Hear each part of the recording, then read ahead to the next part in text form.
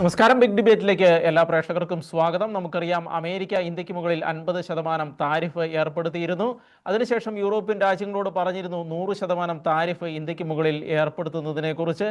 എന്താണെങ്കിലും ഇപ്പോൾ ഡൊണാൾഡ് ട്രംപും ഇന്ത്യൻ പ്രധാനമന്ത്രി നരേന്ദ്രമോദിയും പറഞ്ഞിരിക്കുന്നു ഒരു ഡീലിലേക്ക് എത്താൻ പോവുകയാണ് എന്ന്. പക്ഷേ നമ്മൾ ഇന്ന് ചർച്ച ചെയ്യുന്നത് ഒരു ഡീലിലേക്ക് അമേരിക്കയുമായി എത്തിയാൽ പോലും ഇന്ത്യയുടെ സമ്പദ് വ്യവസ്ഥയ്ക്ക് അത് എത്രത്തോളം ഗുണം ചെയ്യും. കാരണം ട്രംപ് മുന്നോട്ട് വെച്ചിരുന്ന വാദഗതികളെല്ലാം തന്നെ ഒരുപക്ഷെ ഇന്ത്യൻ സമ്പദ് വ്യവസ്ഥയെ തകർക്കുന്ന തരത്തിലുള്ള വാദങ്ങളായിരുന്നു. അഗ്രികൾച്ചറൽ സെക്ടറിലടക്കം വലിയ പ്രത്യാഘാതങ്ങൾ സൃഷ്ടിക്കുന്നതായിരുന്നു. വാഹന വിപണിയിൽ പ്രത്യാഘാതങ്ങൾ സൃഷ്ടിക്കുന്നതായിരുന്നു. അങ്ങനെ വിവിധ സെക്ടറുകളിൽ വലിയ പ്രത്യാഘാതങ്ങൾ സൃഷ്ടിക്കുന്ന ആവശ്യങ്ങളായിരുന്നു ഡൊണാൾഡ് ട്രംപ് മുന്നോട്ട് വെച്ചത്. ഈ അവസ്ഥയിൽ ഇനി അമേരിക്കയുമായി നമ്മൾ ഒരു കരാറിലേക്ക് എത്തിയാൽ പോലും അത് എത്രത്തോളം ഇന്ത്യൻ സമ്പദ് വ്യവസ്ഥയ്ക്ക് ഗുണം ചെയ്യും എന്നതിനെക്കുറിച്ചാണ് നമ്മൾ ചർച്ച നടത്തുന്നത്. ഈ ചർച്ചയിൽ നമ്മളോടൊപ്പം പങ്കെടുക്കുന്നത് മേരി ജോർജ്, നമുക്കറിയാം പ്രമുഖയായ സാമ്പത്തിക വിദഗ്ധയാണ്, എല്ലാവർക്കും സുപരിചിതയാണ്. അതുപോലെ തന്നെ TC മാത്യു, പ്രമുഖനായ മാധ്യമ പ്രവർത്തകനാണ്. അദ്ദേഹം ദീപികയുടെ ഫൈനാൻഷ്യൽ ആയിട്ടുള്ള എല്ലാ കോളങ്ങളും കൈകാര്യം ചെയ്ത് അദ്ദേഹമായിരുന്നു. ഈ ടീച്ചർ, നമുക്കറിയാം ഇന്ത്യക്ക് മുകളിൽ വലിയ 50% തീരുവ ഏർപ്പെടുത്തിയിരുന്നു. GST വഴി അതിൻ്റെ റേറ്റ് ഒക്കെ കുറച്ച് ഇന്ത്യ ഒരുപാട് ശ്രമങ്ങൾ നടത്തി. പക്ഷേ ഇപ്പോൾ ഒരു ഡീലിലേക്ക് എത്താൻ പോകുന്നു എന്ന് പറയുന്നു. പ്രധാനമന്ത്രിയും പറയുന്നു, അമേരിക്കൻ പ്രസിഡന്റും പറയുന്നു. അപ്പോൾ ഈ ഡീല് എത്രത്തോളം ഇന്ത്യക്ക് ഗുണകരമാകാനാണ് സാധ്യത? അതുമല്ലെങ്കിൽ അത് ഒരു പക്ഷേ ഒരു ഒരു പാരയായി മാറാനുള്ള സാധ്യതയും നിലനിൽക്കുന്നുണ്ടോ? എങ്ങനെയാണ് നമുക്കതിനെ വിലയിരുത്താൻ കഴിയുക? അതായത് നമ്മുടെ നയതന്ത്രപരമായ ഇടപെടൽ, അതുപോലെ തന്നെ നയതന്ത്രപരമായി മാത്രമേ ട്രംപും ഇക്കാര്യത്തിൽ ഇടപെടുകയുള്ളൂ. കാരണം ഈ രണ്ട് രാജ്യങ്ങളും തമ്മിലുള്ള വ്യാപാര കരാർ, വ്യാപാര സഖ്യം എന്ന് പറയുന്നത് ദീർഘകാലമായി നിലനിൽക്കുന്നതാണ്. ഈ രണ്ട് രാഷ്ട്രങ്ങളുടെയും നല്ല, അതായത് വളർച്ചയ്ക്ക് മുൻപോട്ടുള്ള പോക്കിന്, ശക്തമായ മുൻപോട്ടുള്ള പോക്കിന് ഈ രാഷ്ട്രങ്ങൾ തമ്മിലുള്ള വ്യാപാരം അനിവാര്യമാണ് താനും. ആർക്കും ആരെയും തോൽപ്പിക്കാൻ പറ്റുകയില്ല. നേരത്തെ എന്തുകൊണ്ടാണ് 0 മുതൽ വളരെ താഴ്ന്ന നിരക്കുകൾ നിലനിന്നിരുന്നത്? ഇന്ത്യയും അമേരിക്കയുമായി, പ്രത്യേകിച്ച് ഇന്ത്യ അമേരിക്കയിൽ നിന്ന് ഉയർന്ന നിരക്കുകൾ പല ഉൽപ്പന്നങ്ങൾക്കും വാങ്ങിയിരുന്നു. അത് പക്ഷെ ഇന്ത്യയുടെ ഏകപക്ഷീയമായ തീരുമാനം കൊണ്ടല്ല. 1995 നിലവിൽ വന്ന WTO, world trade organisation treaty, ആ ട്രീറ്റിയില് വികസിത രാജ്യങ്ങൾ ചെറിയ ഇമ്പോർട്ട് നികുതി മാത്രം ചാർത്തിക്കൊണ്ട് വേണം വികസ്വര രാഷ്ട്രങ്ങളിൽ നിന്ന് ഇമ്പോർട്ട് ചെയ്യാൻ. അങ്ങനെയായിരുന്നു WTO കരാറിന്റെ അകത്തുണ്ടായിരുന്ന ഏറ്റവും പ്രധാനപ്പെട്ട ചില കരാറുകളുടെ അന്തസത്ത. അതുപോലെ വികസ്വര രാഷ്ട്രങ്ങൾക്ക് കുറഞ്ഞ തീരുവയിൽ വേണം ഉൽപ്പന്നങ്ങൾ കൊടുക്കാൻ എന്നുണ്ടായിരുന്നു. അപ്പൊ അന്നത്തെ ആ കരാർ എന്ന് പറഞ്ഞാല് അന്താരാഷ്ട്ര ട്രേഡില് വികസ്വര രാഷ്ട്രങ്ങളായിരുന്നു അതുവരെ പീഡിപ്പിക്കപ്പെട്ടുകൊണ്ടിരുന്നത്. അവർ ഉയർന്ന തീരുവ കൊടുത്ത് വികസിത രാഷ്ട്രങ്ങളുടെ ഉൽപ്പന്നങ്ങൾ വാങ്ങുകയായിരുന്നു. അങ്ങനെ അവരുടെ വ്യാവസായിക മേഖല, കാർഷിക മേഖല ഒക്കെ വളരാതിരിക്കുകയായിരുന്നു വികസ്വര രാഷ്ട്രങ്ങളിൽ. ആ അവസ്ഥ മാറി അവയെ വികസിത രാഷ്ട്രങ്ങളുടെ ഒപ്പം എത്തത്തക്ക രീതിയിൽ വളർച്ചയിലേക്ക് കൈപിടിക്കുക, അതാണ് WTO, വേൾഡ് ട്രേഡ് ഓർഗനൈസേഷന്റെ ദൗത്യം തന്നെ അതായിരുന്നു. അങ്ങനെയാണ് വികസ്വര രാഷ്ട്രങ്ങൾക്ക് ചെറിയ തീരുവ, വികസിത രാഷ്ട്രങ്ങൾക്ക് ഉയർന്ന തീരുവ എന്ന രീതിയിലുള്ള തീരുമാനം അന്ന് നടത്തിയിരുന്നത്. അതിനെ പതുക്കെ പല കരാറുകളിലൂടെ ചില രാഷ്ട്ര സമുച്ചയങ്ങൾ ഒന്നുചേർന്നും ഏകപക്ഷീയമായും ഒക്കെ മാറ്റിമറിച്ചാണ് ഇപ്പൊ നമ്മൾ കാണുന്ന തരത്തില് ഈ ട്രംപിന്റെ ഏകപക്ഷീയ ചുങ്കം. ഇന്ത്യക്കെതിരെ ആദ്യം നമുക്കറിയാം ചൈനയ്ക്കെതിരെ 500% ചുങ്കം എന്ന് വരെ വന്നിരുന്നു. അതാണ് പിന്നെ മറിഞ്ഞ്, അതായത് ചൈനയുടെ എന്താ പറയുക, എതിർപ്പ് ശക്തമായി എന്ന് വെച്ചാൽ ട്രേഡ് വഴിയായിട്ടുള്ള എതിർപ്പ്, അതല്ലാതെ ഉള്ള എതിർപ്പല്ല. ആ എതിർപ്പ് ശക്തിയായി വന്നതിനനുസരിച്ച്, അതായത് ചൈന മറ്റു രാജ്യങ്ങളുമായി സംഘം ചേർന്നു അല്ലാതെയുമൊക്കെ അമേരിക്കയ്ക്ക് മേൽ ഉപരോധം പോലെ കൊണ്ടുവരുന്നു എന്നൊരവസ്ഥ വന്നപ്പോൾ ട്രംപ് വളരെ സൗകര്യപ്രദമായ രീതിയിൽ, അഥവാ സൗകര്യപ്രദം എന്ന് പറയുന്നതിനേക്കാൾ പരമായ രീതിയിൽ തന്നെ ചൈനയുടെ പേരിലുള്ള കുറച്ചു കൊണ്ടുവന്നു. അതായത് ചുങ്കം, താരിഫ് കുറച്ചു കൊണ്ടുവന്നു. അങ്ങനെയാണ് ഇപ്പൊ 50% താരിഫില് ചൈന അമേരിക്ക ട്രേഡ് നിൽക്കുന്നത്. അങ്ങനെ ഇരിക്കുകയാണ് 25% നികുതി താരിഫ് വെച്ചിരുന്ന ഇന്ത്യയുടെ മേല് 50% താരിഫ്. എന്തായിരുന്നു അതിന്റെ പുറകിലുണ്ടായിരുന്ന പ്രധാനപ്പെട്ട ചേതോ വികാരം? എന്താണ് ട്രംപിനെ പ്രകോപിപ്പിച്ചത്? അമേരിക്കയിൽ നിന്ന് എന്താ പറയാ, കാർഷിക ഉൽപ്പന്നങ്ങൾ, പാൽ ഉൽപ്പന്നങ്ങളും കാർഷിക ഉൽപ്പന്നങ്ങളിൽ പെടുന്നതാണ്, പ്രത്യേകം എടുത്തു പറഞ്ഞു എന്ന് മാത്രമേ ഉള്ളൂ. അപ്പൊ കാർഷിക ഉൽപ്പന്നങ്ങളും പാൽ ഉൽപ്പന്നങ്ങളും അവിടുത്തെ കോസ്റ്റ് ഓഫ് പ്രൊഡക്ഷനേക്കാൾ കുറഞ്ഞ വിലയിൽ ഇവിടെ വിൽക്കുക, അതായത് ഡംപിങ് എന്നാണ് അതിന് പറയുക. അങ്ങനെ എന്തിനാണ് അവിടുത്തെ കോസ്റ്റ് ഓഫ് പ്രൊഡക്ഷനേക്കാൾ കുറഞ്ഞ വിലയ്ക്ക് ഇവിടെ വിൽക്കുന്നത്? കാരണം ഇവിടുത്തെ വിപണി പിടിച്ചെടുക്കുക. എന്താണ് ഈ ഇന്ത്യൻ വിപണിയുടെ പ്രത്യേകത? ഇന്ത്യൻ വിപണിയുടെ പ്രത്യേകത എന്ന് പറഞ്ഞാൽ 146 കോടി 39 ലക്ഷമാണ് ഇക്കഴിഞ്ഞ മെയ്യിലെ കണക്കനുസരിച്ച് ഇന്ത്യയുടെ പോപ്പുലേഷൻ. അപ്പൊ ലോകത്തെ 1ാമത്തെ പോപ്പുലേഷനായ ഈ രാജ്യം, പട്ടിണിക്കാരുമുള്ള ഈ രാജ്യം, ഇവരുടെ വിപണി പിടിച്ചെടുക്കാൻ പറ്റുക എന്ന് പറഞ്ഞാൽ വില കുറച്ച് ഉൽപ്പന്നങ്ങൾ കൊടുക്കണം. അതാണ് ഡംപ് ചെയ്യാം, അതായത് അവരുടെ കോസ്റ്റ് ഓഫ് പ്രൊഡക്ഷനേക്കാൾ കുറഞ്ഞ വിലയ്ക്ക് ഇവിടെ ഉൽപ്പന്നങ്ങൾ വിറ്റഴിക്കാം. അങ്ങനെ ഈ വിപണി തുറന്നു കൊടുക്കണമെന്ന് ആവശ്യപ്പെടുന്നു. നരേന്ദ്രമോദിക്ക് അത് ഊഹിക്കാൻ പോലും കഴിയാത്ത ഒരു കാര്യമാണ്. എന്തുകൊണ്ടെന്നാൽ നമുക്കറിയാം, പിന്നെ 2018-19 കാലഘട്ടത്തിന് ശേഷമാണ് ഏകദേശം 800 ദിവസങ്ങളോളം നീണ്ട കർഷക സമരം ഇന്ത്യയിൽ നടന്നത്. അങ്ങനെ കർഷക സമരം നടന്നു എന്ന് മാത്രമല്ല, ഇക്കഴിഞ്ഞ ജനറൽ ഇലക്ഷൻ വരുന്നതിന് മുൻപ് വീണ്ടും ഒരു കർഷക സമരത്തിനുള്ള നാന്ദി കുറിച്ചതാണ്. അതിനെ ഒരു തരത്തിലാണ് നരേന്ദ്രമോദി BJP ഗവൺമെന്റ് തൽക്കാലത്തേക്കെങ്കിലും ഒതുക്കിയത്. അപ്പൊ വീണ്ടും ഒരു കർഷക സമരം, അത് വലിയ ശക്തമായ കർഷക സമരം. ഇന്നൊക്കെ നമ്മൾ നേപ്പാളിലൊക്കെ കഴിഞ്ഞ ദിവസങ്ങളിൽ കണ്ടതുപോലെയുള്ള ശക്തമായ കർഷക സമരം ഇന്ത്യയിൽ ഉണ്ടാകുമെന്ന് ഉറപ്പ്. എന്താണ് കാരണം? ഇവിടുത്തെ 146 കോടി 39 ലക്ഷം ജനങ്ങൾ ഉണ്ട് എന്നുള്ളതിനേക്കാൾ ഉപരി നരേന്ദ്രമോദിയെ പേടിപ്പിക്കുന്നത് 48% ജനങ്ങളാണ് ഇന്ത്യയിൽ കൃഷിയെ ആശ്രയിച്ച് ജീവനോപാധി കണ്ടെത്തുന്നത്. അതേസമയത്ത് അമേരിക്കയിലോ വെറും 2% ജനങ്ങൾ മാത്രമാണ് കൃഷിയെ ആശ്രയിച്ച് അവിടെ ജീവിക്കുന്നത്. അമേരിക്കയിൽ കൃഷി കോർപ്പറേറ്റ് എൻഡവർ ആണ്, അല്ലാതെ നമ്മുടെ ഇവിടുത്തെ പോലെ ഹാൻഡ് ടു മൗത്ത് എക്സിസ്റ്റൻസിന് വേണ്ടിയുള്ള ഒരു എഫേർട്ട് അല്ല. അപ്പൊ ഈ കാരണം കൊണ്ടാണ്. അതുപോലെ ഇന്ത്യയുടെ ഡയറി, അമൂലൊക്കെ നമുക്കറിയാം. ഇന്ത്യ ഡയറി പാൽ ഉൽപാദനത്തിൽ അത്ര ഉച്ചസ്ഥായിയിൽ നിൽക്കുന്ന ഒരു രാജ്യമാണ്. എന്നിട്ട് പോലും ഇന്ത്യയിൽ പാല് കിട്ടാത്ത കുഞ്ഞുങ്ങളും പാല് കിട്ടാത്ത ആൾക്കാരും ഉണ്ട്. അത് ഇൻകം ഡിസ്പാരിറ്റി കൊണ്ട് ഉണ്ടാകുന്നതാണ്. അപ്പൊ ഇങ്ങനെയൊക്കെയുള്ള സമയത്ത് ട്രംപിന്റെ ആ ഒരു ആവശ്യം, അതായത് കാർഷിക വിപണി തുറന്നു കൊടുക്കുക എന്ന ആവശ്യം നരേന്ദ്രമോദിക്ക് സമ്മതിക്കാൻ പറ്റില്ലായിരുന്നു. അതൊരു പക്ഷെ ട്രംപിനും അറിയാം.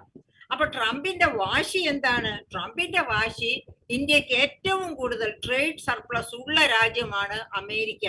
അപ്പൊ അങ്ങനെയുള്ള അമേരിക്കയ്ക്ക് വേണ്ടി ചില വിട്ടുവീഴ്ചകൾ ചെയ്തുകൂടെ, ചുങ്കത്തിൽ ചില ഇളവുകൾ ചെയ്തുകൂടെ എന്നുള്ള ആറ്റിറ്റ്യൂഡാണ് ട്രംപ്. അത് പൊതുവെ ഏത് രാജ്യത്തിനും തോന്നാവുന്ന ഒരു ആറ്റിറ്റ്യൂഡ് മാത്രമാണ്. ഇന്ത്യയുടെ ഭാഗത്ത് നിന്ന് ചിന്തിക്കുമ്പോൾ മാത്രമാണ് ഇത്ര കോടി ജനങ്ങൾ ഇവിടെ കൃഷിയെ ആശ്രയിച്ചിരിക്കുന്നു, അവരെ പട്ടിണിയിൽ ഇട്ടുകൊണ്ട് അവരുടെ കാർഷിക വൃത്തി നശിപ്പിച്ചുകൊണ്ട് ഒരു രാജ്യത്തിന് ഇന്ത്യൻ വിപണി തുറന്നു കൊടുക്കുക പറ്റില്ല എന്നുള്ള കാര്യം ഇന്ത്യക്ക് മനസ്സിലാകുന്ന രീതിയിൽ ട്രംപിന് മനസ്സിലാകണമെന്നില്ല. അപ്പൊ അങ്ങനെയാണ് ഈ 50% തീരുവ. പിന്നെ ആ തീരുവ ചുമത്തുന്നതിന് കണ്ടെത്തിയ കാരണങ്ങൾ ഇന്ത്യ റഷ്യയിൽ നിന്ന് പെട്രോളിയം ഉൽപ്പന്നങ്ങൾ വാങ്ങുന്നു, കെമിക്കൽ ഫെർട്ടിലൈസേഴ്സ് വാങ്ങുന്നു, അങ്ങനെ പല കാര്യങ്ങളാണ്, അങ്ങനെയുള്ള ന്യായങ്ങളൊക്കെയാണ് നിരത്തിയത്. അതുപോലെ തന്നെ പിന്നെ ട്രംപ്, അതായത് അമേരിക്ക തന്നെ പെട്രോളിയം ഉൽപ്പന്നങ്ങളും അതുപോലെ മറ്റ് കെമിക്കൽ ഫെർട്ടിലൈസേഴ്സും ഒക്കെ റഷ്യയിൽ നിന്ന് വാങ്ങുന്നുണ്ട്. അങ്ങനെ അപ്പൊ ആ കാരണത്തിൽ സഹകരണത്തിന്റെ പേരിൽ അതുപോലെ യൂറോപ്പ് വാങ്ങുന്നുണ്ട്. യൂറോപ്പും ചൈനയുമായി റഷ്യയും അമേരിക്കയുമായിട്ട് സൗഹൃദത്തിലാണ്. യൂറോപ്യൻ രാജ്യങ്ങളുടെ മേൽ ഈ 50% നികുതി ഒന്നുമില്ല, ന്യായമായ നികുതി മാത്രമേ ട്രംപ് ചുമത്തിയിട്ടുള്ളൂ. അപ്പൊ ഈ ചൈന, റഷ്യയും ഇന്ത്യയും തമ്മിലുള്ള ആ സൗഹൃദം കൊണ്ട് അവിടെ റഷ്യക്ക് ഇഷ്ടം പോലെ ഇന്ത്യ എന്താണ് ലാഭം ഇട്ടുകൊടുക്കുന്നു, എണ്ണ വാങ്ങിച്ച്. അങ്ങനെയാണ് യുക്രൈൻ യുദ്ധം നടക്കുന്നത്. അതൊക്കെ കണ്ണിൽ പൊടിയിടാൻ വേണ്ടി ട്രംപ് പറഞ്ഞ കാര്യങ്ങൾ മാത്രമാണ്. അതൊന്നും മുഖവിലക്കെടുക്കേണ്ട കാര്യമില്ല. അതായത് ഒരാളോട് എങ്ങനെയെങ്കിലും സ്വന്തം പക്ഷത്തേക്ക് ആക്കണം എന്ന് വിചാരിച്ച് എടുക്കുന്ന നയങ്ങള് ഒക്കെ മാത്രമായിട്ട് അതിനെ കണ്ടാൽ മതി നമുക്ക്. അപ്പൊ അങ്ങനെയുള്ള സാഹചര്യത്തില് ട്രംപിനറിയാം നയപരമായി രണ്ട് രാജ്യങ്ങളും തമ്മിൽ സംസാരിച്ച് സഹകരണത്തിന്റെ പാതയിലേക്ക് വന്നേ പറ്റൂ. ഇന്ത്യയെ അമേരിക്കയ്ക്കും ആവശ്യമാണ്, അമേരിക്കയെ ഇന്ത്യക്കും ആവശ്യമാണ്. ഉദാഹരണത്തിന് നോക്കുക, അമേരിക്ക ഇന്ത്യയിൽ നിന്ന് കൊണ്ടുപോകുന്ന ഉൽപ്പന്നങ്ങളുടെ റേറ്റ് നമുക്ക് നോക്കാം. അതായത് ഇപ്പൊ ഉദാഹരണത്തിന് നമ്മുടെ സമുദ്രോൽപ്പന്നം, കൊഞ്ചിന്റെ കാര്യം തന്നെ എടുക്കുക. 0 നികുതി ആയിരുന്നു ഈ 50% താരിഫ് കൊണ്ടുവരുന്നതിന് മുൻപ്. ഇപ്പൊ അത് 50% നികുതിയിലേക്ക് ഉയർന്നിരിക്കുകയാണ്. അപ്പം കൊഞ്ച് വിൽക്കാൻ താല്പര്യമുള്ള മറ്റു രാജ്യങ്ങളുണ്ട്. അവര് ഈ വിപണി നോക്കിയിരിക്കുകയാണ് പിടിച്ചെടുക്കാൻ. പക്ഷേ അങ്ങനെ ട്രംപ് ഇന്ത്യയോട് മനഃപൂർവമായിട്ട് ഇന്ത്യയെ വെട്ടിമാറ്റിക്കൊണ്ട് വേറൊരു രാജ്യത്തിന് വിപണി തുറന്നു കൊടുക്കുകയില്ല എന്ന് പറഞ്ഞാല് അതിന് വേറെയും ഒരുപാട് കാരണങ്ങളുണ്ട്. ഉദാഹരണത്തിന് ഒരു പക്ഷേ നമ്മുടെ വജ്രരത്ന ആഭരണങ്ങൾ നോക്കുക.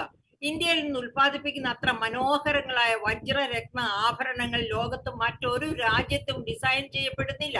അപ്പൊ ഈ വജ്രരത്ന ആഭരണങ്ങൾ ഏറ്റവും ഉയർന്ന GDP ഉള്ള അമേരിക്ക, ഉയർന്ന ഇൻകം ഉള്ള അമേരിക്കൻസിന് ഇന്ത്യയിൽ നിന്നുള്ള ഈ എക്സ്പോർട്ട്, ഈ വജ്രരത്ന ആഭരണങ്ങൾ തീർച്ചയായിട്ടും പ്രിയപ്പെട്ടതാണ്. അപ്പോ എന്താ സംഭവിക്കുക? ഇന്ത്യയിൽ നിന്ന് കൊണ്ടുപോകുന്ന തുകലുൽപ്പന്നങ്ങൾ, ഇന്ത്യയിൽ നിന്ന് കൊണ്ടുപോകുന്ന മനോഹരങ്ങളായ റെഡിമെയ്ഡ് ഗാർമെന്റ്സ്, ഇങ്ങനെ ഒരുപാട് ഉൽപ്പന്നങ്ങളുണ്ട് അമേരിക്കൻസ് ഇഷ്ടമായവ, അമേരിക്കയിലെ റിച്ച് കൺസ്യൂമേഴ്സിന് വളരെ താല്പര്യമുള്ളവ. അത്തരം ഉൽപ്പന്നങ്ങൾ ഏത് വിലയ്ക്കും വാങ്ങാൻ അവർ തയ്യാറാകും. അപ്പൊ എന്താ സംഭവിക്കുക? അമേരിക്കയിൽ തന്നെ വലിയ വിലക്കയറ്റം ഉണ്ടാകും.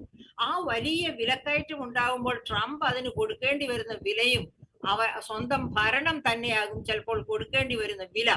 അപ്പൊ അതിന്റെ അനുരണനങ്ങൾ ഈ അടുത്ത കാലത്ത് നമ്മൾ കേട്ടിരുന്നു. ട്രംപ് പ്രസിഡന്റായി സ്ഥാനമേറ്റപ്പോൾ മുതൽ ജെറോം പവലിനോട്, അതായത് ഫെഡറൽ റിസർവിന്റെ അധ്യക്ഷനായിരിക്കുന്ന ജെറോം പവലിനോട് ഫെഡറൽ റിസർവ് റേറ്റ് കുറയ്ക്കുക എന്ന് പറഞ്ഞുകൊണ്ടിരുന്നു. പക്ഷെ പവൽ അത് സമ്മതിച്ചില്ല, റേറ്റ് ഓഫ് ഇൻട്രസ്റ്റ് കുറച്ചില്ല. റേറ്റ് ഓഫ് ഇൻട്രസ്റ്റ് എന്തുകൊണ്ട് കുറച്ചില്ല? ഇപ്പോൾ തന്നെ അമേരിക്കയിൽ ഒരു ഇൻഫ്ലേഷണറി സിറ്റുവേഷൻ ഉണ്ട്.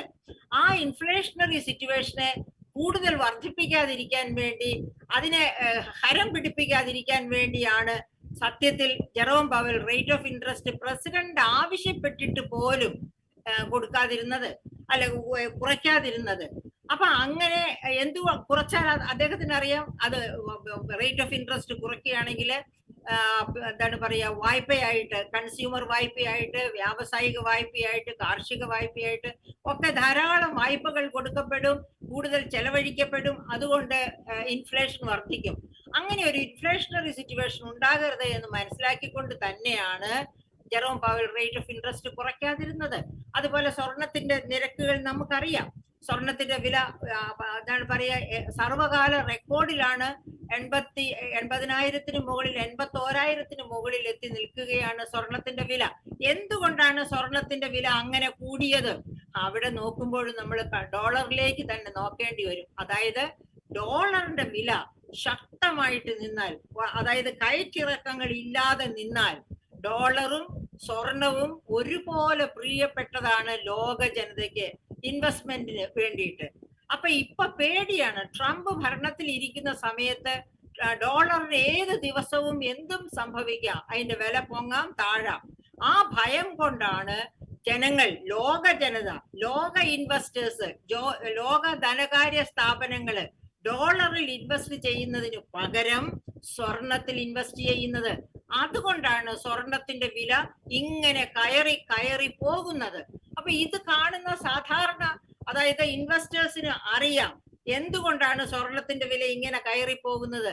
അത് നമ്മുടെ പ്രസിഡന്റ് ട്രംപിനും അറിയാം, അത് അദ്ദേഹത്തെ ഉപേക്ഷിച്ചു പോയ എലൻ മസ്കിനും അറിയാം, ലോക വ്യാപാര ഭൂപടത്തിലെ പ്രശസ്തരായ എല്ലാവർക്കും അറിയാം, സ്റ്റോക്ക് മാർക്കറ്റുകൾക്ക് അറിയാം, റിസർവ് ബാങ്കിന് അറിയാം, മറ്റ് റിസർവ് ബാങ്കുകൾക്ക് അറിയാം. അപ്പൊ ഇതെല്ലാം എല്ലാവരും അറിയേ ആരുടെ നേരെയാണ് ഒരു വിരൽ ചൂണ്ടുക?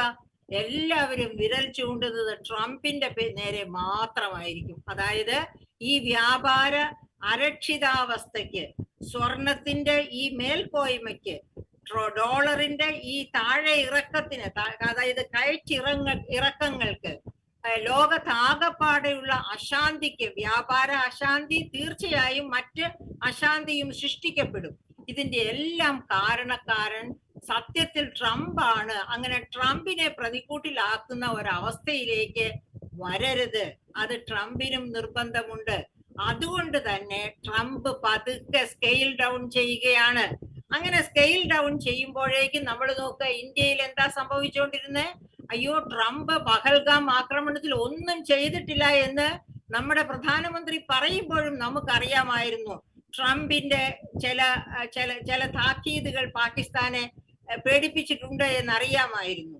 പക്ഷെ നമ്മുടെ പ്രധാനമന്ത്രി അതൊന്നും അതായത് ട്രംപ് ഒരു സഹായിയായിരുന്നു എന്ന് പോലും, സഹായ വാക്കുകൾ ഉപയോഗിച്ചു എന്ന് പോലും പറയാൻ കൂട്ടാക്കാതിരുന്ന പ്രധാനമന്ത്രി. പക്ഷെ അദ്ദേഹം എന്ത് ചെയ്തു? ഈ 50% തീരുവ കണ്ടതോടുകൂടി GST റീസ്ട്രക്ചറിങ്, GSTയുടെ 4 നിരക്കുകളെ പെട്ടെന്ന് 2 നിരക്കുകളായിട്ട് കുറയ്ക്കുന്നു. എന്ന് വെച്ചാല് 28% നികുതി ഇരുന്നതിനെ 18%, അതായത് ഒറ്റ അടിക്ക് 10% നികുതി ഇളവ് ഏത് ഉൽപ്പന്നങ്ങളിലാണ്? ലക്ഷറി ഉൽപ്പന്നങ്ങളിൽ കൊണ്ടുവരുന്നു.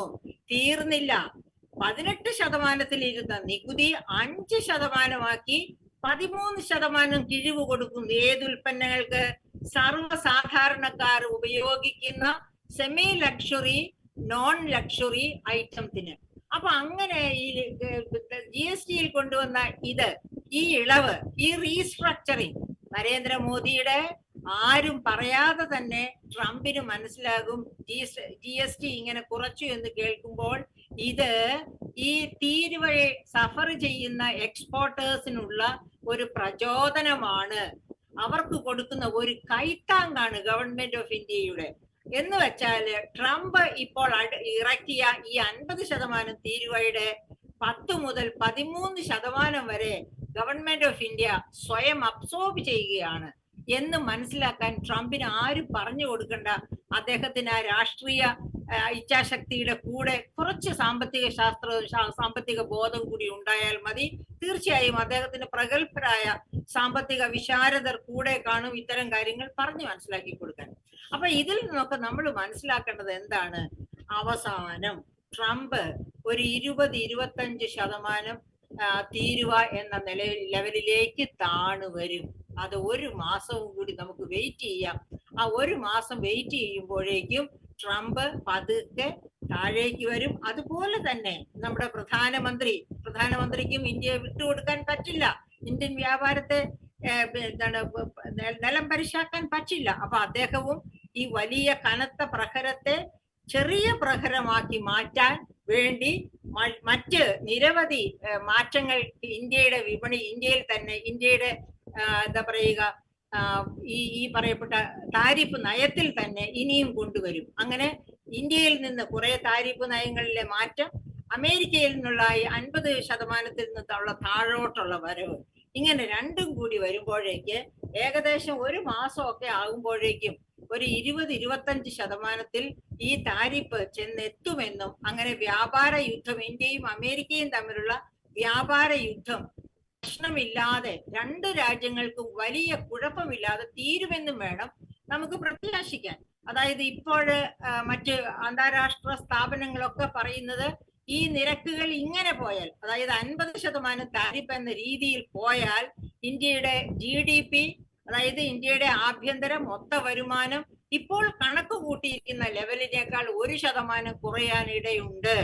പക്ഷേ ആ 1% കുറയുന്നത് വലിയ ആഘാതമാണ് ഇന്ത്യയെ സംബന്ധിച്ച്. അതുകൊണ്ട് തന്നെ അങ്ങനെ 1% കുറയാൻ നമ്മുടെ ഇന്ത്യൻ എന്താണ് പറയുക ഗവൺമെന്റ് സമ്മതിച്ചു കൊടുത്തില്ല. അവര് ഡിപ്ലോമാറ്റിക് ചാനൽസിലൂടെ തന്നെ ഇന്ത്യക്ക് പറ്റുന്ന വ്രണങ്ങൾ ഏറ്റവും നിസാരമായിരിക്കണം എന്ന രീതിയിൽ ഇന്ത്യയുടെ നയതന്ത്രം വികസിപ്പിക്കും. ഇന്ത്യയുടെ ടാരിഫിനെ പറ്റിയുള്ള അതായത് വിട്ടുവീഴ്ചകൾ വലിയ പരിക്കൊന്നും കൂടാതെ ചെറിയ ചെറിയ വിട്ടുവീഴ്ചകൾ നടത്തിക്കൊണ്ട് അത് അവസാനം ഒരു 20-25% ടാരിഫ് എന്ന രീതിയിൽ എത്തി നിൽക്കും. അപ്പോൾ വലിയ എക്സ്പോർട്ട്, അതായത് നമ്മൾ എവിടേക്ക് പോയാലും യൂറോപ്പിലേക്ക് പോയാലും ഡൈവേഴ്സിഫൈ ചെയ്യൂ, ഇന്ത്യക്കാർ തന്നെ വാങ്ങൂ എന്നൊക്കെ നമ്മുടെ പ്രധാനമന്ത്രി പറയുന്നുണ്ട്. എങ്ങനെ ഇന്ത്യക്കാർ തന്നെ വാങ്ങും? ഇന്ത്യക്കാർ തന്നെ വാങ്ങണേ ഇന്ത്യക്കാരുടെ കയ്യിൽ പർച്ചേസിംഗ് പവർ വേണ്ടേ? പർച്ചേസിംഗ് പവർ എങ്ങനെ ഉണ്ടാകും? തൊഴിൽ വേണ്ടേ?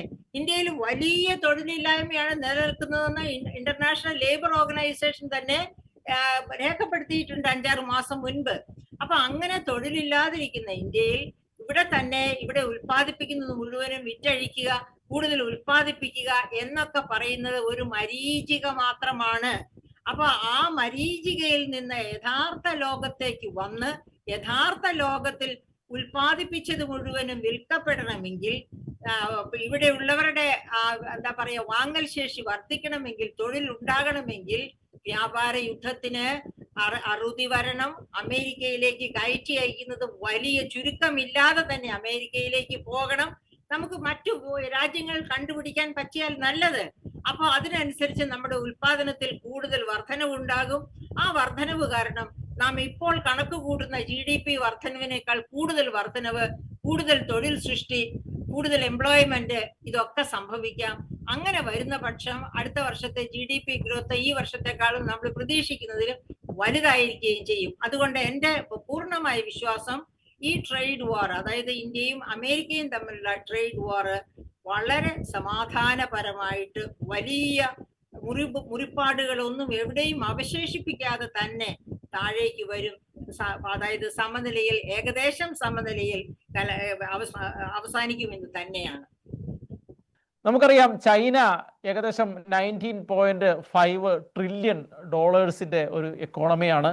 അമേരിക്ക $30.5 ട്രില്യൺ ഒരു എക്കോണമിയാണ്. അപ്പോൾ നമ്മൾ അമേരിക്കയോട് ചാഞ്ഞ് നിന്നു കഴിഞ്ഞാൽ ഒരുപക്ഷെ ഇപ്പോഴത്തെ ഒരു ശാക്തിക ചേരി വെച്ച് റഷ്യയും ചൈനയും മാറി നിൽക്കുന്ന സാഹചര്യം ഉണ്ടാവും. നമുക്കറിയാം റെയർ എർത്ത് മിനറൽസിൻ്റെ കാര്യത്തിൽ ചൈന വലിയ ശക്തിയായിട്ട് നിലനിൽക്കുന്ന സാഹചര്യമുണ്ട്. ഇപ്പോൾ ലിഥിയം അയൺ ബാറ്ററികൾ, ലിഥിയം അയൺ അത് കയറ്റി അയക്കുന്നത് നിർത്തിക്കഴിഞ്ഞാൽ പലപ്പോഴും നമ്മുടെ വാഹന വിപണിയിൽ തന്നെ പ്രതിസന്ധി സൃഷ്ടിക്കാനുള്ള സാഹചര്യം, അങ്ങനെ ഒരുപാട് പ്രതിസന്ധികൾ ചൈനയ്ക്ക് ലോകത്തിൽ സൃഷ്ടിക്കാൻ കഴിയും. കാരണം മാനുഫാക്ചറിങ് ഹബ്ബ് ആണ്. അപ്പോൾ നമ്മളിപ്പോൾ അമേരിക്കയുമായി ചേർന്ന് നിന്ന് ഡൊണാൾഡ് ട്രംപ് തീരുവ കുറയ്ക്കുകയും ചൈന മാറി നിൽക്കുകയും ചെയ്താൽ ഒരുപക്ഷെ നമുക്ക് എത്രത്തോളം ഈ ഒരു വിപണിയിൽ പിടിച്ചു നിൽപ്പ് സാധ്യമാവും? അമേരിക്കയോട് മാത്രം ചേർന്ന് നിന്നുകൊണ്ട് നമ്മുടെ ഇക്കോണമി വികസിപ്പിക്കാൻ നമുക്ക് കഴിയുമോ? മുന്നോട്ട് പോകാൻ നമുക്ക് കഴിയുമോ? എന്താണ് അങ്ങേക്ക് തോന്നുന്നത്? ഈ ചോദ്യത്തിന് ഒരു മറുചോദ്യമാണ് ആദ്യം വായിൽ വരുന്ന ഉത്തരം. അമേരിക്കയുമായിട്ട് ചേർന്ന് നിന്നില്ലെങ്കിൽ നമുക്ക് എത്രമാത്രം വളർച്ച സാധിക്കും? അതാണ് ചോദ്യം. പലരും 1999 ഉദാഹരണം പറയുന്നുണ്ട്. നമ്മൾ 1998 ആണവ പരീക്ഷണം നടത്തിയതിൻ്റെ പേരിൽ അവിടെ നിന്ന് ചില സാങ്ഷനുകൾ, ഉപരോധങ്ങൾ നമുക്ക് ഏർപ്പെടുത്തി. അതിനെയൊക്കെ നമ്മൾ വിജയകരമായിട്ട് ജീവിച്ചു. അതിനും ഒരു 10 കൊല്ലം മുമ്പ് സൂപ്പർ 301 എന്ന പേരിലുള്ള ചില നിബന്ധനകൾ നമ്മുടെ മേൽ കൊണ്ടുവന്നു. പക്ഷെ അത് അവർ അവസാനം പിൻവലിച്ചു. അപ്പോൾ നമുക്കങ്ങ് ചെറുത്ത് നിന്നാൽ എന്താണ് സംഭവിക്കുക എന്നൊക്കെ എല്ലാവരും ചോദിക്കും. പക്ഷേ മനസ്സിലാക്കേണ്ട ഒരു കാര്യം, ലോകം വളരെയേറെ പരസ്പര ആശ്രിതത്വത്തിൽ കഴിയുന്ന ഒരവസരത്തിലാണ് നമ്മൾ നിൽക്കുന്നത്. ഒരു രാജ്യത്തിന് മാത്രമായിട്ടോ ഒരു ചേരിക്ക് മാത്രമായിട്ടോ പോലും മുന്നോട്ട് പോകാൻ പറ്റത്തില്ല. ഇപ്പോൾ വലിയ പോരാട്ടമൊക്കെ നടത്തുന്ന റഷ്യയിൽ നിന്നാണ് അമേരിക്കയുടെ ആണവ നിലയങ്ങൾക്ക് ആവശ്യമായ യുറേനിയം വാങ്ങുന്നത്. വർഷങ്ങളായിട്ടുള്ള ഒരു കരാറിൻ്റെ അടിസ്ഥാനത്തിൽ അവരത് ചെയ്തുകൊണ്ടിരിക്കുകയാണ്. ചൈനയിൽ നിന്ന് അവർ ധാരാളം ഉരുപ്പടികൾ വാങ്ങുന്നു. അപ്പോൾ ഇതെല്ലാം ഉള്ളപ്പോൾ നമ്മൾ ഒരിടത്ത് മാത്രമായിട്ട് നിൽക്കുമോ ഇല്ലയോ എന്നുള്ള ചോദ്യമല്ല വേണ്ടത്. നമുക്ക് മുന്നോട്ട് പോകാനുള്ള സഖ്യങ്ങൾ ഏതൊക്കെയാണ് വേണ്ടത് എന്നുള്ളതാണ്. അത് വരുമ്പോഴാണ് നമ്മൾ അമേരിക്കയുമായിട്ട് നല്ല ധാരണയിൽ പോകേണ്ടത് ആവശ്യമുണ്ട്. ചൈനയുമായിട്ട് ഒരു സമാധാനപരമായ സഹവർത്തിത്വം സാധ്യമാകേണ്ടതുണ്ട്. റഷ്യയുമായിട്ട് നമുക്ക് വർഷങ്ങളായിട്ട് ദശകങ്ങളായിട്ടുള്ള ആ ഉറ്റ ബന്ധം നിലനിർത്തി പോകേണ്ടതുണ്ട്. ഇത് മൂന്നും സാധിക്കുക എന്നുള്ളതാണ് നമ്മുടെ ആവശ്യം. ഇതുകൊണ്ട് സാമ്പത്തിക വളർച്ച സാധിക്കുമോ എന്ന് ചോദിച്ചു കഴിഞ്ഞാൽ ഈ സാധ്യതകൾ, ഈ ബന്ധങ്ങൾ ഉപയോഗപ്പെടുത്തിക്കൊണ്ട് നമ്മുടെ രാജ്യം നിക്ഷേപത്തിനും ആ നിക്ഷേപ വർധനയ്ക്കുമുള്ള സാഹചര്യം ഒരുക്കുക എന്നുള്ളതാണ് വേണ്ടത്. അങ്ങനെ വരുമ്പോൾ നമ്മുടെ രാജ്യത്ത് ധാരാളം തൊഴിലവസരങ്ങൾ ഉണ്ടാവും. ആ തൊഴിലവസരങ്ങളിൽ നമ്മുടെ ചെറുപ്പക്കാർക്ക് പണി കിട്ടും. അപ്പോൾ രാജ്യം പുരോഗതി നേടും. അപ്പോൾ ഇവിടെ ഇപ്പോഴത്തെ ആവശ്യം നമ്മളിപ്പോൾ അയൺ ബാറ്ററിയുടെ മാത്രം പ്രശ്നമല്ല. അയൺ ബാറ്ററിയുടെ യഥാർത്ഥ പ്രശ്നം ലിഥിയം കിട്ടാനില്ല എന്നുള്ളതല്ല. ലിഥിയം പ്രോസസ്സ് ചെയ്യുന്ന ഫാക്ടറികൾ ലോകത്തിൽ വളരെ കുറവാണെന്നുള്ളതാണ്. ലിഥിയം അടക്കം ഈ റെയർ എർത്തുകളുടെ പ്രോസസ്സിങ്ങിന് ഏറ്റവും കൂടുതൽ കപ്പാസിറ്റി ഉള്ളത്, അല്ലെങ്കിൽ ഏറ്റവും കൂടുതൽ അതിനുള്ള പ്രോസസ്സിങ് പ്ലാന്റുകൾ ഉള്ളത് അമേരിക്കയിലല്ല, ചൈനയിലാണ്. ഏറ്റവും കൂടുതൽ ഉപയോഗിക്കുന്നത് അമേരിക്കയാണ് താനും. അപ്പോൾ അതാണ് ഒരു പ്രത്യേകത. ഈ കൂടുതൽ മലിനീകരണവും മറ്റും ഉണ്ടാക്കുന്ന പ്രോസസ്സിംഗ് പ്ലാന്റുകൾ സ്ഥാപിക്കാൻ കുറേ കാലമായിട്ട് പാശ്ചാത്യ രാജ്യങ്ങൾക്ക് മടിയായിരുന്നു. അപ്പോൾ അത് ചൈന സ്ഥാപിച്ചു. അവിടെ പ്രോസസ്സിംഗ് കപ്പാസിറ്റി വളരെ കൂടി. അതിൻ്റെ ഫലമായിട്ട് അവരിപ്പോൾ ആ രംഗത്ത് വിപണിയെ തങ്ങളുടെ ഭീഷണിയിൽ പിടിച്ചു നിർത്താൻ പറ്റുന്ന രീതിയിലേക്ക് വളർന്നിട്ടുണ്ട്. അതൊരു വസ്തുതയാണ്. നമുക്കിപ്പോൾ അതിൽ എന്ത് ചെയ്യാൻ സാധിക്കുമെന്ന് ചോദിച്ചാൽ, നമ്മൾ അവരുമായിട്ട് നല്ല ബന്ധം നിലനിർത്തിക്കൊണ്ടിരുന്നു കഴിഞ്ഞാൽ നമുക്ക് സാധിക്കാവുന്ന നല്ല ബന്ധത്തിന് ഒത്തിരി പരിമിതിയുണ്ട്. നമ്മുടെ 40,000 ചതുരശ്ര കിലോമീറ്റർ സ്ഥലം അവർ കൈയടക്കി വെച്ചിരിക്കുകയാണ്. പാകിസ്ഥാൻ കൈയടക്കിയതിൽ നിന്ന് കുറച്ച് ഭാഗവും കൂടി അവർ വാങ്ങിയിട്ടുണ്ട്. ഇതെല്ലാം ഓർത്തുകൊണ്ട് തന്നെ നമ്മുടെ അതിർത്തികൾ ഇനിയും പൂർണ്ണമായിട്ടും തിരിച്ചിട്ടതായിട്ട് അവർ സമ്മതിക്കുന്നില്ല. അരുണാചൽ പ്രദേശ് അവരുടെ ഒരു പ്രവിശ്യയുടെ ഭാഗമാണെന്നാണ് അവർ അവകാശപ്പെടുന്നത്. അപ്പോൾ നമുക്ക് അവരുമായിട്ട് ഒത്തിരിയേറെ ഇഴുകിച്ചേർന്ന് പോകാൻ സാധിക്കില്ല എന്നുള്ളത് വ്യക്തമാണ്. കഴിഞ്ഞ കുറേ വർഷങ്ങളായിട്ട് 2003 PV നരസിംഹറാവുവിൻ്റെ കാലത്ത് ചൈനയുമായിട്ടുണ്ടാക്കിയ ഒരു കരാറിൻ്റെ അടിസ്ഥാനത്തിൽ നമ്മൾ അതിർത്തിയുടെ പ്രശ്നങ്ങൾ തീർക്കാൻ ചർച്ച തുടരുകയും മറ്റു കാര്യങ്ങളിൽ, വ്യാപാരം അടക്കമുള്ള മറ്റു കാര്യങ്ങളിൽ സഹകരണം വർദ്ധിപ്പിക്കുകയും ചെയ്യുക എന്നുള്ള പോളിസിയാണ് കഴിഞ്ഞ 2 ദശകമായിട്ട് എടുത്തിരിക്കുന്നത്. അത് തന്നെ തുടരാനും സാധിക്കും. അത് തുടരുകയാണ് നമുക്ക് അഭികാമ്യം.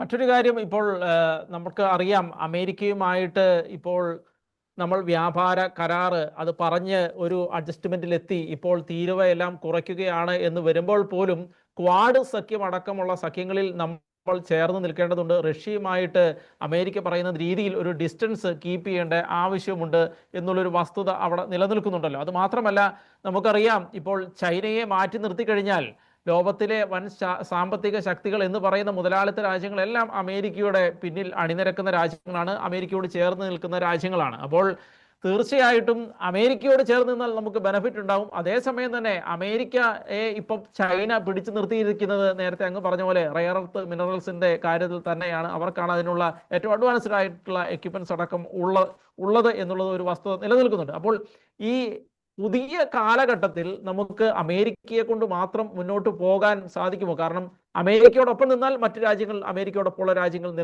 കൂടെ നിൽക്കുന്ന സാഹചര്യം ഉണ്ടാവും. പക്ഷേ ഇപ്പുറത്ത് ചൈനയും റഷ്യയും മാറി നിൽക്കേണ്ട ഒരു സാഹചര്യം അമേരിക്ക ആവശ്യപ്പെടുന്നു.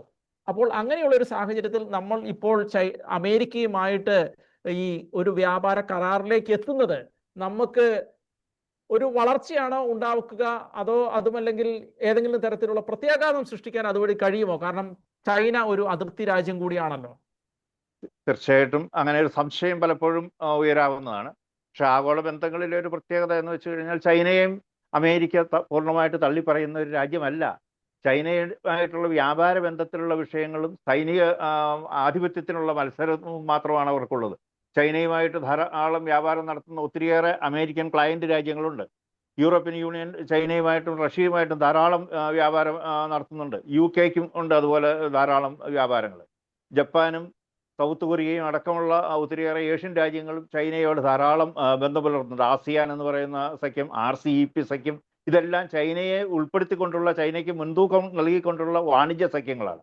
അപ്പോൾ ഇതിനെയൊന്നും തീർത്തും അവഗണിച്ചുകൊണ്ട് ഇപ്പോൾ ട്രംപിനാണെങ്കിലും മുന്നോട്ട് പോകാൻ സാധിക്കില്ല. ട്രംപ് തൽക്കാലത്തെ ചില രാഷ്ട്രീയ ആവശ്യങ്ങൾക്ക് വേണ്ടിയിട്ട് നമ്മുടെ മേൽ വലിയ സമ്മർദ്ദം ചെലുത്തുന്നു. ആ സമ്മർദ്ദത്തെ നമ്മൾ പരമാവധി ചെറുത്ത് നിൽക്കുന്നു. ഇപ്പോൾ വന്നു ഇരിക്കുന്ന ഒരവസ്ഥ, നമ്മുടെ നിലപാടിലേക്ക് അദ്ദേഹവും കുറേ അയയുന്നു, നമ്മൾ അവരുടെ നിലപാടിലേക്ക് കുറേ മാറി നിൽക്കാനും തയ്യാറാവുന്നുണ്ട്. ഇതിൻ്റെ അകത്ത് ഇത്രയും പ്രതീക്ഷിക്കാനുള്ളൂ. ഒരു രാജ്യവും മറ്റൊരു രാജ്യത്തെ വ്യാപാര ബന്ധത്തിൽ കൂടി തകർക്കുക എന്നുള്ള ലക്ഷ്യം ഉദ്ദേശിക്കില്ല, അത് സാധിക്കുകയുമില്ല. മറിച്ച് നമ്മളുമായിട്ട് അമേരിക്ക വ്യാപാര കരാർ ഉണ്ടാക്കി കഴിയുമ്പോൾ നമ്മുടെ മറ്റു കാര്യങ്ങളെ സംബന്ധിച്ച് അവർക്ക് പറയാനുള്ളതിന് പരിമിതി ഉണ്ടാക്കും. അത് നമുക്ക് തുറന്ന് പറയാനും സാധിക്കും. അക്കാര്യത്തിലാണ് നമ്മുടെ പരമ്പരാഗതമായിട്ടുള്ള ചേരിചേരാ നയത്തിൻ്റെ പ്രസക്തിയും അർത്ഥവും ഒക്കെ കൂടുതൽ തെളിഞ്ഞു വരുന്നത്. ഒരവസരത്തിൽ ചേരിചേരാ നയത്തെയൊക്കെ നെഹ്റുവിൻ്റെയും ഇന്ദിരാഗാന്ധിയുടെയും ഒക്കെ ഒരു വികലമായ കാഴ്ചപ്പാടിൻ്റെ ഫലമാണ് എന്ന് പറഞ്ഞ് വിമർശിച്ചിരുന്നവരാണ് ഇപ്പോൾ ഭരിക്കുന്നവർ. അപ്പോൾ അവർക്ക് തന്നെ ഇപ്പോൾ അതിൻ്റെ പ്രസക്തി കൂടുതൽ മനസ്സിലായി. ഒരേ സമയം തന്നെ ഈ മൂന്ന് ശക്തികളോടും ലോഹ്യത്തിൽ പോവുക, അല്ലെങ്കിൽ സഹവർത്തിത്വത്തിൽ പോവുക, സഹകരിച്ചു പോവുക, അതാണ് നമുക്ക് സാധിക്കുന്ന കാര്യം എന്നുള്ളത് മനസ്സിലാക്കി കഴിഞ്ഞു. അതുകൊണ്ട് തന്നെ അത്ര വലിയ പ്രയാസമുള്ള കാര്യമൊന്നും ആയിരിക്കില്ല ഈ മൂന്ന് ചേരികളെയും യോജിപ്പിച്ച്, അല്ലെങ്കിൽ മൂന്ന് ചേരികളോടും യോജിച്ച് നിന്നുകൊണ്ട് നമ്മൾ മുന്നോട്ട് പോകുന്നത്. നമുക്ക് റഷ്യയിൽ നിന്ന് ഇന്ധനം വാങ്ങുന്നതിന് ചിലപ്പോൾ കുറച്ച് കാലത്തേക്കൊക്കെ നിയന്ത്രണം വേണ്ടി വരാം. പക്ഷേ റഷ്യയിൽ നിന്നുള്ള ആയുധ സംഭരണം നമുക്ക് നിർത്തിവെക്കാൻ സാധിക്കില്ല. നമ്മുടെ പ്രതിരോധ മേഖലയുടെ വലിയൊരു ഭാഗം അവരുമായിട്ടുള്ള ഉപകരണങ്ങളുടെയും ആയുധങ്ങളുടെയും ഒക്കെ ബന്ധത്തിലാണ് നിൽക്കുന്നത്. അത് നമുക്ക് തുടരാതിരിക്കാൻ വയ്യ. ചൈനയുമായിട്ട് നമ്മൾ അതിർത്തിയിൽ തർക്കമുണ്ട് എങ്കിലും, അതിൽ അവർ നമ്മുടെ ഭാഗം കയ്യേറി എടുത്തിട്ടുണ്ട് എങ്കിലും നമുക്ക് വ്യാപാര ബന്ധങ്ങൾ തുടരാതിരിക്കാൻ പറ്റത്തില്ല. നമ്മുടെ രാജ്യത്ത് തന്നെ അലോപ്പതി മരുന്നുകൾ നിർമ്മിക്കണമെങ്കിൽ ആവശ്യമുള്ള ആക്റ്റീവ് ഫാർമസ്യൂട്ടിക്കൽ ഇൻഗ്രീഡിയൻസ്, അതിൻ്റെ ഏതാണ്ട് പലതിൻ്റെയും 70 മുതൽ 99 വരെ ശതമാനം ചൈനയിൽ നിന്ന് വരുന്നതാണ്. നമ്മുടെ രാജ്യത്ത് അവ നിർമ്മിക്കുന്നതിനേക്കാളും കൂടുതൽ ലാഭകരം അവിടെ നിന്ന് ഇറക്കുമതി ചെയ്യുന്നതായതുകൊണ്ട് നമ്മൾ അവിടെ നിന്ന് ഇറക്കുമതി ചെയ്യുന്നു. നമ്മുടെ മരുന്ന് വ്യവസായം മുഴുവനും അതിനെ ആശ്രയിച്ചാണ് നിൽക്കുന്നത്. ആ മരുന്നുകളെ ആശ്രയിച്ചാണ് നമ്മുടെ മരുന്ന് വ്യവസായത്തിലെ കയറ്റുമതി. അമേരിക്കയിലേക്കും മറ്റും ജനറിക് മരുന്നുകൾ ധാരാളം കയറ്റി അയക്കുന്നുണ്ട്. അതിന് സാധിക്കുന്നത് തന്നെ ചൈനയിൽ നിന്ന് ആക്റ്റീവ് ഫാർമസ്യൂട്ടിക്കൽ ഇൻഗ്രീഡിയൻസ് വാങ്ങുന്നതുകൊണ്ടാണ്. നമ്മുടെ രാജ്യത്ത് ഉപയോഗിക്കുന്ന പാരസെറ്റാമോളിൻ്റെയും ആംബിസിലിൻ്റെയും എല്ലാം 95% സപ്ലൈ ചെയ്യുന്നത് ചൈനയിൽ നിന്നാണ്. അപ്പോൾ ഇത് എല്ലാവരും പരസ്പരം ബന്ധപ്പെട്ട് തന്നെയാണ് നിൽക്കുന്നത്.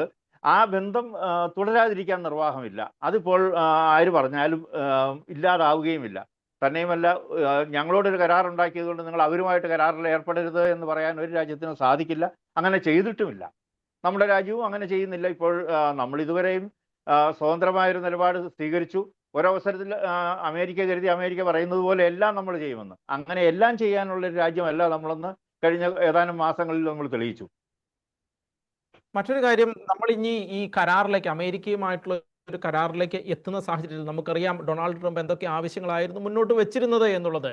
അപ്പോൾ കരാറിലേക്ക് എത്തുന്ന ഒരു സാഹചര്യത്തിൽ ആഭ്യന്തര വിപണിയിൽ ഏതെങ്കിലും രീതിയിലുള്ള ഒരു പ്രത്യാഘാതത്തിന് സാധ്യതയുണ്ടോ എന്ന് വെച്ചാൽ, ഇപ്പോൾ നമുക്കറിയാം വാഹന വിപണിയിൽ അവിടെ നിന്ന് വാഹനങ്ങൾ ഇറക്കുമതി ചെയ്യുന്ന സാഹചര്യം ഉണ്ടാകുന്ന ഒരു സാഹചര്യം വന്നാൽ വാഹന വിപണിയെ അതെങ്ങനെ ബാധിക്കും? അതുപോലെ തന്നെ ഇപ്പോൾ മറ്റൊരു കാര്യം നമുക്കറിയാം, അമേരിക്ക മുന്നോട്ട് വെച്ചത് അഗ്രികൾച്ചറുമായി ബന്ധപ്പെട്ടുള്ള ഇറക്കുമതിയുടെ കാര്യങ്ങൾ, അതുപോലെ തന്നെ അവിടെ നിന്നുള്ള മറ്റ് ഉൽപ്പന്നങ്ങളുടെ തീരുവ കുറയ്ക്കുന്ന കാര്യങ്ങൾ, അങ്ങനെ ഒരുപാട് കാര്യങ്ങൾ മുന്നോട്ട് വെച്ചിരുന്നില്ല. അപ്പോൾ ഇങ്ങനെ ഏതെങ്കിലും കാര്യങ്ങളൊക്കെ നമ്മൾ അംഗീകരിക്കുന്ന സാഹചര്യം ഉണ്ടായാൽ നമ്മുടെ ആഭ്യന്തര വിപണിയെ അതെങ്ങനെ പ്രത്യാഘാതം ഉണ്ടാക്കാൻ കഴിയും എന്ന് അങ്ങേക്ക് തോന്നുന്നത്? കാർ വ്യവസായത്തിൻ്റെ കാര്യം, കാർ വ്യവസായികൾ എല്ലാവരും വലിയ വലിയ മുതലാളിമാരാണ്. ഇന്ത്യയിലുള്ള കമ്പനികളും വിദേശത്തു നിന്നുള്ള കമ്പനികളും എല്ലാം വലിയ പ്രസ്ഥാനങ്ങൾ നടത്തുന്നവരാണ്. അവർക്കറിയാം. അവരതിനെപ്പറ്റി അധികം വലിയ ബേജാറൊന്നും ആണ് എന്ന് എനിക്ക് തോന്നുന്നില്ല. പ്രത്യേകിച്ച് അമേരിക്കയിൽ പൂർണ്ണമായിട്ട് നിർമ്മിച്ചു കൊണ്ടുവരുന്ന ഒരു വാഹനം ഇന്ത്യയിലെത്തുമ്പോൾ നമ്മുടെ തീരുവ 0% ആണെങ്കിൽ പോലും, ഒരു പൈസ പോലും നമ്മൾ തീരുവ ഈടാക്കുന്നില്ലെങ്കിൽ പോലും അതിൻ്റെ വില ഇന്ത്യയിൽ നിർമ്മിക്കുന്നതിനേക്കാളും വളരെ കൂടുതലായിരിക്കും. അതുകൊണ്ട് തന്നെ ഇന്ത്യയിലെ വ്യവസായികൾ അത്രയൊന്നും ഭയപ്പെടുന്നില്ല. പക്ഷേ അഗ്രികൾച്ചർ, കാർഷിക മേഖലയിലും ക്ഷീരമേഖലയിലും നമുക്ക് വലിയൊരു ഭയപ്പാടുണ്ട്. അതിൻ്റെ അകത്ത് കുറേ ന്യായവുമുണ്ട്.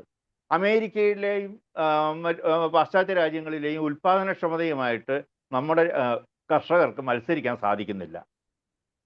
അതുകൊണ്ട് തന്നെ അവിടെ നിന്നുള്ള ഉൽപ്പന്നങ്ങൾ ഇവിടെ വരുമ്പോൾ ഡ്യൂട്ടി ഉണ്ടായാൽ പോലും നമ്മുടെ ഉൽപ്പന്നങ്ങളുമായിട്ട് മത്സരിക്കാൻ കഴിവുള്ളവയാണ്.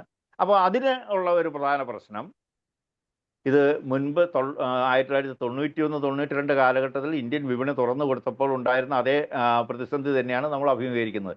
നമ്മുടെ രാജ്യത്ത് നമ്മുടെ കർഷകർക്ക് കൂടുതൽ ആദായകരമായിട്ട് കൃഷി ചെയ്യാനുള്ള സാഹചര്യം ഉണ്ടാക്കി കൊടുക്കുക എന്നുള്ളതാണ് ആദ്യം ചെയ്യേണ്ടത്. അത് ചെയ്തിട്ടില്ല എന്നുള്ളതാണ് ഇതിൽ മനസ്സിലാക്കേണ്ട ഒരു. നമ്മൾ ലോകത്തിലെ ഏറ്റവും കൂടുതൽ പരുത്തി ഉൽപ്പാദിപ്പിക്കുന്ന രാജ്യങ്ങളിലൊന്നാണ്. എങ്ങനെയാണ് ആ സ്ഥാനം നമ്മൾ നിലനിർത്തുന്നത്? വിദേശത്ത് ആവിഷ്കരിച്ച ജനിതകമാറ്റം വരുത്തിയ പരുത്തി വിത്തുകൾ ഉപയോഗിച്ചതുകൊണ്ടാണ് നമുക്ക് ആ രംഗത്ത് മുൻതൂക്കം നിലനിർത്താൻ സാധിച്ചത്. അല്ലെങ്കിൽ ചൈനയും അമേരിക്കയും നമ്മളെ വളരെ മുമ്പേ തന്നെ ഇക്കാര്യത്തിൽ പിന്നിലാക്കി. ഇപ്പോൾ നമ്മൾ അവരുടെ ഒപ്പം 1-ാം സ്ഥാനത്ത് നിൽക്കുന്നുണ്ട്. അപ്പം അതുപോലെ മറ്റു ഉൽപ്പന്നങ്ങളുടെ കാര്യത്തിലും നമ്മൾ നീങ്ങിയാൽ നമുക്കിതെല്ലാം സാധിക്കും. അതിൽ പല കാരണങ്ങളാലും പല വിഭാഗങ്ങളുടെ സമ്മർദ്ദങ്ങളാലും നമുക്ക് ഒത്തിരിയേറെ മടിയുണ്ട്. ജനിതക മാറ്റം വരുത്തിയ ഒരു വിളയും ഇവിടെ അനുവദിക്കില്ല എന്നാണ് പറയുന്നത്. അതേ നിലപാട് 1960-കളിൽ ലാൽ ബഹാദൂർ ശാസ്ത്രിയും ഇന്ദിരാഗാന്ധിയും ഒക്കെ എടുത്തിരുന്നുവെങ്കിൽ ഇവിടെ ഹരിത വിപ്ലവം നടക്കുകയില്ലായിരുന്നു. ഇന്ത്യ ഇപ്പോഴും വിദേശ രാജ്യങ്ങളെ ആശ്രയിച്ച് മാത്രം ഭക്ഷ്യധാന്യങ്ങളുടെ കാര്യത്തിൽ നിൽക്കേണ്ടി വന്നേനെ. അത് അന്ന് ഹൈ ഈൽഡ് വെറൈറ്റികൾ പലതും വിദേശത്ത് നിന്ന് കൊണ്ടുവന്ന് നമ്മുടെ ഇവിടെ പാടങ്ങളിൽ ഉപയോഗിച്ചു. ഗോതമ്പും നെല്ലും ധാരാളമായിട്ട് വിളയിക്കാൻ നമുക്ക് സാധിച്ചു. പിന്നീട് കുറേ കൂടി ഹൈബ്രിഡ് ആയിട്ടുള്ള ഇനങ്ങൾ നമ്മൾ കൊണ്ടുവന്നു. 60-കളിലും 70-കളിലും നമ്മൾ കാർഷിക മേഖലയിൽ ഈ നവീന സങ്കേതങ്ങൾ ഉപയോഗിക്കാൻ മടിച്ചില്ല. അതുകൊണ്ട് നമ്മൾ ഇന്നിപ്പോൾ ലോകത്തിൽ അരി കയറ്റുമതിയിൽ ഏറ്റവും കൂടുതൽ നടത്തുന്ന രാജ്യമാണ്. ഇന്ത്യയാണ് ഏറ്റവും കൂടുതൽ അരി ലോക വിപണിയിൽ എത്തിക്കുന്നത്. ഗോതമ്പും ചില വർഷങ്ങളിൽ നമ്മൾ കയറ്റി അയക്കാറുണ്ട്. അപ്പോൾ അതിനൊക്കെ സാധിച്ചത് നമ്മൾ സാങ്കേതിക വിദ്യയുടെ സേവനം ഉപയോഗിച്ചതുകൊണ്ടാണ്. ഇവിടെ ഇപ്പോൾ വന്നിരിക്കുന്ന ഒരു പ്രശ്നം, ജനിതകമാറ്റം എന്ന് പറയുന്ന ഒരു വാക്ക് കേട്ട് കഴിഞ്ഞാൽ അത് പാടില്ല. 15 വർഷം മുമ്പ് ജനിതകമാറ്റം വരുത്തിയ വഴുതന കൃഷി ചെയ്യാൻ അനുവാദം ചോദിച്ചുകൊണ്ട് കമ്പനികൾ സമീപിച്ചതാണ്. ഇതുവരെ സമ്മതിച്ചിട്ടില്ല. ഇപ്പോൾ നമ്മൾ കാർഷിക മേഖലയിൽ ഉൽപ്പാദനക്ഷമത വർദ്ധിപ്പിച്ചു കഴിഞ്ഞാൽ നമ്മുടെ കർഷകർ മറ്റവരെക്കാൾ കൂടുതൽ അധ്വാനിച്ച് കൂടുതൽ നല്ല വിളവുണ്ടാക്കും. അപ്പോൾ ഇതിൻ്റെ ഉൽപ്പന്നങ്ങളുടെ വിലയൊക്കെ കുറയ്ക്കാനും സാധിക്കും. ഇപ്പോൾ തന്നെ നമ്മൾ ഈ ജനിതകമാറ്റത്തെ പറ്റിയൊക്കെ അഭിപ്രായ വ്യത്യാസം പറയുന്നുണ്ട്. പക്ഷേ കാനഡയിലും അമേരിക്കയിലും ബ്രസീലിലും ഒക്കെ നിന്നാണ് നമ്മൾ പയറുവർഗ്ഗങ്ങളും സോയാബീനും ഒക്കെ ഇറക്കുമതി ചെയ്യുന്നത്. അതുപോലെ സസ്യ എണ്ണയും നമ്മൾ ഇറക്കുമതി ചെയ്യുന്നുണ്ട്. ഇന്തോനേഷ്യയിലും മലേഷ്യയിലും എല്ലാം നിന്ന് അവിടെയെല്ലാം ഉപയോഗിക്കുന്നതിൽ ജനിതകമാറ്റം വരുത്തിയിട്ടില്ല എന്ന് യാതൊരു ഉറപ്പുമില്ല. നമ്മളൊരു ധാരണയുടെ പുറത്ത് അവർ ജനിതകമാറ്റം വരുത്തിയത് ഞങ്ങൾ ഔപചാരികമായിട്ട് കൃഷി ചെയ്യുന്നില്ല എന്നുള്ളൊരു സ്റ്റേറ്റ്മെൻറ്റ് സ്വീകരിച്ച് ഇങ്ങോട്ട് ഇറക്കുമതി ചെയ്യുകയാണ്. ജനിതകമാറ്റം വരുത്തിയ ഇനങ്ങൾ തന്നെയാണ് ആ രാജ്യങ്ങളിൽ നിന്ന് പലയിടത്തു നിന്നും കിട്ടുന്നത്. ആ എണ്ണയാണ് നമ്മുടെ രാജ്യത്ത് എല്ലാ വീടുകളിലും ബേക്കറികളിലും ഒക്കെ ഉപയോഗിക്കുന്നത്. പക്ഷേ നമ്മളിങ്ങനെ കണ്ണടച്ച് ഇരുട്ടാക്കുന്ന ഒരു സമീപനം തുടരുന്നു. നമ്മുടെ കർഷകരെ പാവപ്പെട്ടവരായിട്ട് നിലനിർത്തുന്നതിൽ നമ്മൾ മത്സരിക്കുന്നു. അതാണ് സംഭവിക്കുന്നത്. അത് മാറ്റി കൊടുത്താൽ ആ കർഷകർ കൂടുതൽ ഉൽപ്പാദനം നടത്തി കൂടുതൽ വരുമാനം അവർക്കുണ്ടാകും. അമേരിക്കൻ കർഷകൻ വന്നാലും ചൈനീസ് കർഷകൻ വന്നാലും നമ്മൾ അത്രയൊന്നും പേടിക്കുകയുമില്ല. അതാണ് സാഹചര്യം. വിപണി തുറന്നു കൊടുത്തതിൻ്റെ പേരിൽ ഇന്ത്യയിൽ ഒരു വ്യവസായവും കഴിഞ്ഞ 30 കൊല്ലത്തിനുള്ളിൽ തകർന്നു പോയിട്ടില്ല. ഇന്ത്യയിലെ വ്യവസായങ്ങളെല്ലാം അഭിവൃദ്ധി പ്രാപിക്കുക ചെയ്തത്. ഇന്ത്യയിലെ വൻകിട വ്യവസായികളാരും ബാങ്കുകളെ തട്ടിച്ച് രാജ്യം വിട്ടുപോയവരെ വെച്ചിട്ട് വേറെ ആരും ഇവിടെ വ്യവസായം തുടരാതിരുന്നിട്ടില്ല. ഇവിടുത്തെ എല്ലാ പഴയ മുതലാളിമാരും പുതിയ മുതലാളിമാരും, അത് 100 കണക്കിന് പുതിയ മുതലാളിമാരുണ്ടായിട്ടുണ്ട്. അവരിവിടെ വ്യവസായം നടത്തുന്നുണ്ട്.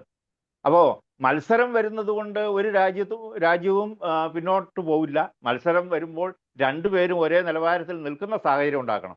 ഇന്ത്യയിലെ കർഷകനും ജനിതകമാറ്റം വരുത്തിയ വിളകളോ അല്ലെങ്കിൽ ഹൈബ്രിഡ് വെറൈറ്റികളോ ഒക്കെ കൃഷി ചെയ്യാനായിട്ട് കൊടുക്കുക. അവർ കൃഷി ചെയ്തോളും, ഉൽപ്പാദനം വർദ്ധിക്കും, അവരുടെ വില കുറച്ച് വിൽക്കാൻ അവർക്ക് സാധിക്കും. ആ ഒരു സാഹചര്യം സൃഷ്ടിക്കുന്നതിനാണ് നമ്മൾ ഉദ്യമിക്കേണ്ടത്. ഈ പ്രതിസന്ധിയെ അങ്ങനെ ഒരു വെല്ലുവിളി മറികടക്കാനുള്ള അവസരമായിട്ട് നമ്മൾ ഉപയോഗിച്ചാൽ അത് ഇന്ത്യയിലെ കർഷകരോട് ചെയ്യുന്ന ഏറ്റവും വലിയ നീതിയായിരിക്കും. നമ്മൾ 50 വർഷം മുമ്പ് ഗോതമ്പിൻ്റെയും അരിയുടെയും കാര്യത്തിൽ കർഷകരോട് നീതി കാണിച്ചു. ഇനിയിപ്പോൾ മറ്റു വിളകളുടെ കാര്യത്തിലും ആ നീതി കാണിക്കുകയാണ് എന്നുണ്ടെങ്കിൽ കാർഷിക സമൂഹം തലമുറകളോളം ഈ ഭരണകൂടങ്ങളെ പുകഴ്ത്തും. ശ്രീ TC മാത്യു അവസാനം പറഞ്ഞ് നിർത്തിയ ഒരു കാര്യമുണ്ട്. നമ്മൾ പുറത്തു നിന്നുള്ള താരിഫുകളെ അല്ല ഭയക്കേണ്ടത്, പുറത്തുനിന്ന് ഉള്ളവർക്ക് വിപണി തുറന്നു കൊടുക്കുന്നതിനെ അല്ല ഭയക്കേണ്ടത്, നമ്മുടെ ഉള്ളിൽ തന്നെയുള്ള ആളുകളെ ശക്തിപ്പെടുത്തുകയാണ് വേണ്ടത് എന്നുള്ളത്.